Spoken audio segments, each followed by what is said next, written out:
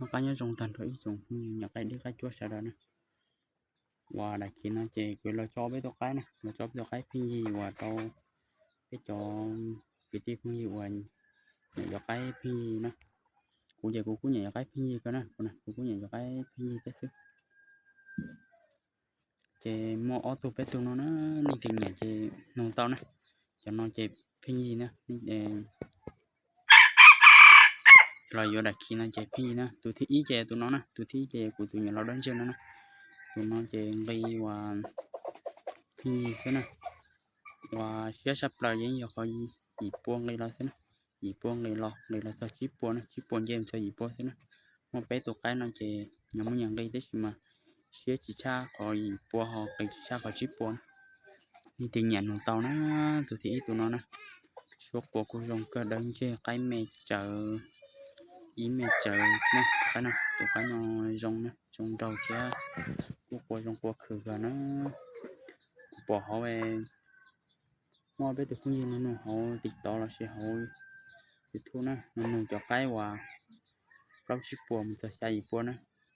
những tiền nhẹ về họ nụ của cho nó giờ họ bây giờ cũng phải tàu cho tàu tới thế nè anh thì vô của đại kia nó hiện là của đại kia nó chỉ cái liều và tao tổng cái gì nó sẽ này bây giờ nó tiếc lúc cầu li nó giờ nó tiếc lúc cầu li là chỉ lúc cầu li nó chỉ một chỉ hay khổng và đất chi nè đã tới kết khử là khổng đất chi và từ cuối giờ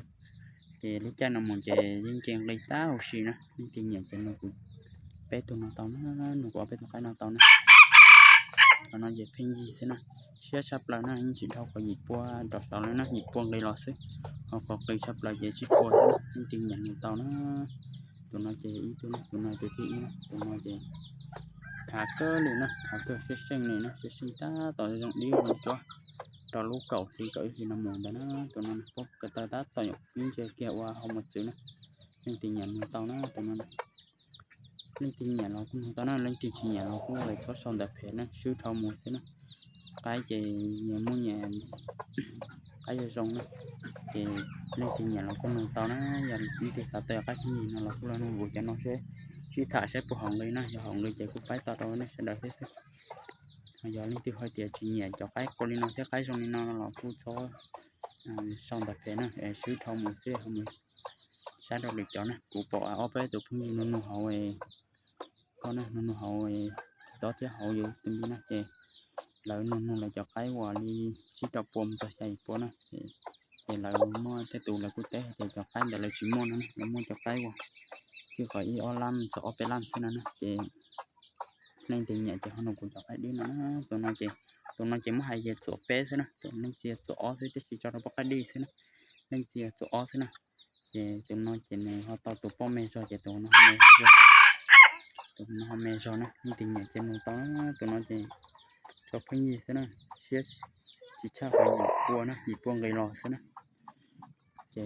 buồn cho bé một sáng đầu tụi thì on xin nó của tiền nó đơn chèn đọc tài rồi nó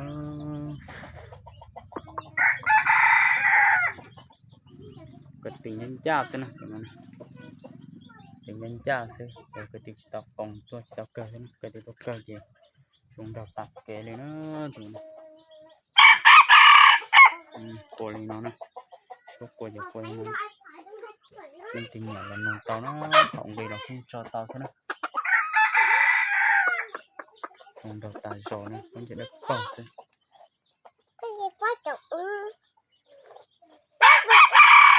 cô đất tre thế nè cô đất tre khá là khá thế khá dọn được tiền nó này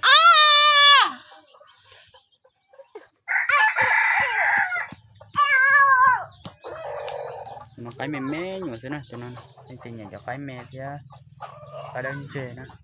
cái đơn chè sai ốp kính cái gì tụi nó cho tọt chuột chứ tụi nó sẽ thể tọt chuột nó bị tụi nó mè tụi nó cái mè thế này còn cái sai ốp kính thì tụi nó không đâu ta nó phúc ta chuyên chết tiếp bài tiệc cái chén nó cũng lên xì chế cũng đỡ thế nào lên xì đỡ thế thì cậu Dia kali tu non telang si jeli si dah na jelian je. Atau non jadi dia kai no pun jadi dak pau le no. Chưa thả chua cái này cái gì chưa thả chua những đây tiền á. Thì nhà nó cũng nó tao hay nhà nó tụi nó qua trên nó có. Tụi nó chỉ thấy gì thế nữa. Thì nhà trên tao nó chỉ thao cái gì qua đó. Chỉ thao cái gì qua rồi cho cái nó tụi nó chan đấy. Cứ chỉ hay là họ thon để họ cho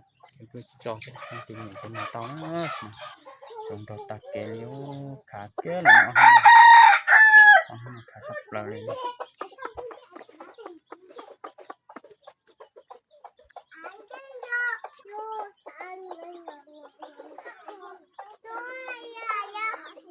Chúng ta cho các cụ thế nó chỉ khá thế khá chúng ta cho các cụ thôi.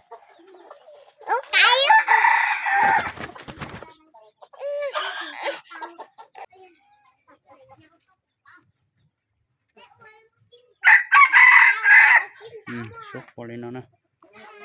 sốt qua lên nó lên thì nhận nó tao nó vô của đại cũng đã cứ do chọc cái nó chỉ cứ anh đại video nó thế nào, giờ rồi giờ đại video nó lo thôi chọc cái nó lo thôi của đại video nó chỉ lúc khi nó muốn chơi một chỉ rồi chỉ hay không có tiếng nhưng rồi chơi ta thôi xíu nữa cái chiều lúc cha nó chạy thôi lúc cha nó sợ to ra thế chị cái này một cái gì kỹ là nó cái này một cái gì kỹ là chị chạy vô lo lấy một cái gì hình như nè chị thằng đó chị nên cái trống là chị nên cái trống vô là chị chỉ vô lo một lần chị vô chị là cái chị mua lên nó chị lấy một xe lên xem nó chị lên từ nhà chị lại nó cho nó xe bây giờ lên nó còn bây giờ cũng phải to thế xem nó chạy qua xem nó cái gì xem nó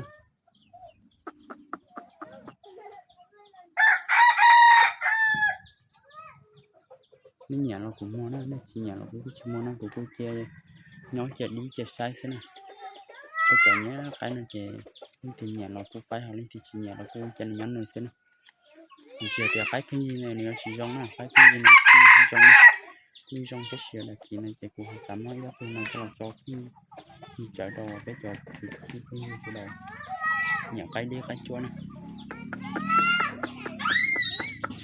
nhưng mà họ dùng đi nhưng mà đi cũng mua tàu họ nhưng mà đi cái này dễ tàu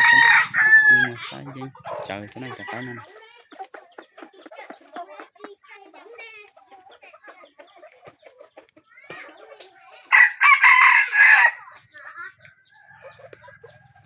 tập như quá thâu lò ở bên tôi này nó nó cái nó để xịt thằng đại chị họ hàng nước xét chạy cho nó họ nhưng tí tuổi bây giờ nó nên đọc bỏ đọc ăn giống như thôi nhẹ tiền nó chơi nó tao này mà hay chơi xài bùa xong tụi thịt bé về tụi nó nè tụi thịt bé nè cho nó cái mỏ xí con chơi cũng đỡ chơi thế này